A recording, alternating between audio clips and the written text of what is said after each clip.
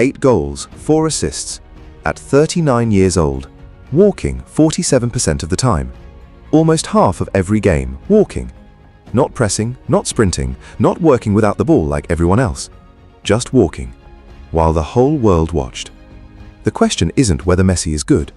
The question is how a 39-year-old who walks through half of every game is the most decisive player at the most demanding tournament on earth. First, understand what Messi is walking through. Football in 2026 is more physical, more intense, more demanding than at any other point in history. Mbappe reaches almost 40 kilometers per hour with the ball at his feet. In transition, almost impossible to stop. Vinicius, Dembele, same story. Players whose danger comes from speed, from covering ground, from being unstoppable when they have space and rhythm. Haaland, 1.95 meters, 90 kilograms, not just fast, a physical monster in duels, almost always wins when he collides with a defender. And even the most technical players, the ones closest to Messi's profile, are relentless physically. Pedri is tireless, Vitinha recovers more balls than most defensive midfielders, João Neves covers more distance per game than almost anyone in Europe. Even the most cerebral players run constantly, because modern football demands it. Everyone, except Messi. Messi covers 8.2 kilometers per game, the lowest of any outfield player at this World Cup. Players in similar positions average 10.6 kilometers, 2.7 sprints per match, down from 5.3 at the last World Cup. The numbers don't make sense, until they do. What looks like passivity isn't. What looks like Messi doing nothing is actually the most intelligent thing any footballer has ever done.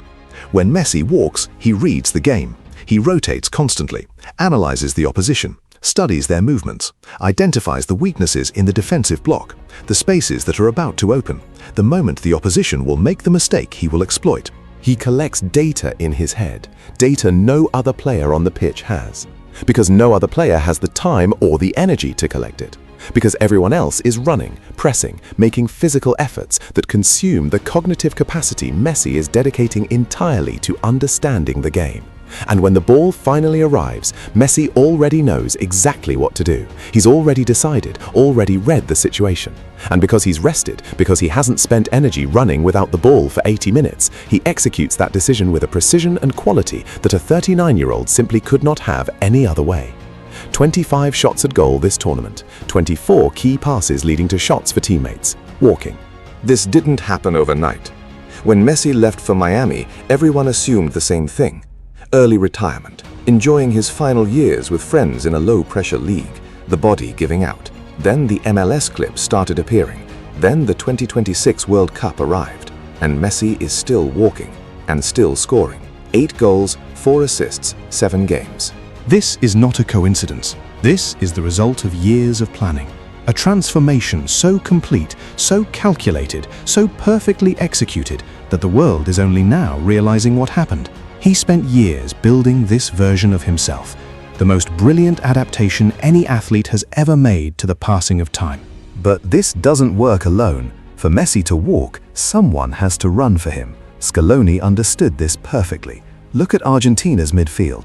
Enzo Fernandez, McAllister, De Paul, 3 players with quality, vision, creativity, but above all 3 players who are relentless, who win duels, who press, who cover the spaces Messi doesn't cover. Up front, Lautaro Martinez ahead of Julian Alvarez. Many ask why Scaloni chooses Lautaro when most consider Alvarez the better footballer. The answer is exactly this. Lautaro does the work Messi doesn't do. He presses, he runs, he recovers, he works for 2.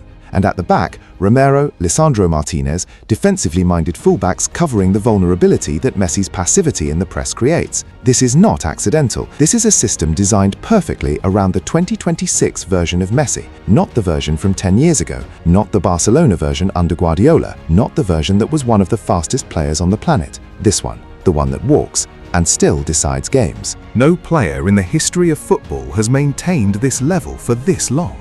20 years. 2 decades of being the most decisive player in the world's most important moments, and he did it by going against everything modern football demanded. While the game became more physical, more intense, more relentless, Messi went in the opposite direction. He decided to run less and think more, to save energy instead of spending it, to trust his intelligence when his body could no longer trust its physicality. And it worked. not just worked, it allowed him to remain one of the best players in the world at 39. Any other player arriving at a World Cup at 39 and walking through half of it would be finished. Look at the criticism Cristiano Ronaldo is receiving for his level at this World Cup. But Messi justifies every minute he walks by being the best when the game demands it. 8 goals, 4 assists at 39, walking. And then came England, the biggest game of this World Cup.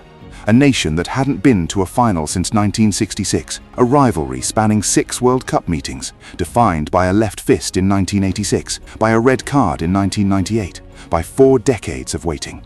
The first time in history that Messi faced England at a World Cup. England's plan was clear. Declan Rice tracks Messi, cut the supply lines, force Argentina to build without their genius. But here's what England couldn't solve. How do you mark a player who isn't moving? How do you press a player who isn't running? How do you stop a player who has spent 80 minutes reading exactly where you're going to be and where you're not going to be? Rice is one of the best midfielders in the world at this job, but Messi averages 2.7 sprints per game. That means for most of the match, there is nothing to track. And then, in one single moment, there is everything. Tonight, Messi walked again. And again, when the moment came, England couldn't stop him. England led, 55th minute. Anthony Gordon. Argentina were dying. Then Messi picked up the ball. Enzo Fernandez, header, 85th minute, 1-1. Cross from Messi. Stoppage time, Messi again. Cross into the box. Lautaro Martinez, header, 2-1.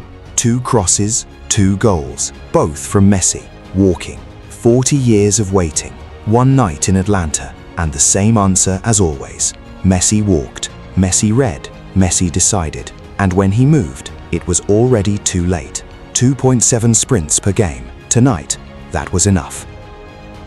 The next time you see Messi strolling across the pitch while the game plays out around him, don't look away. He's not resting, he's not disengaged, he's not done, he's reading, he's waiting, he's deciding.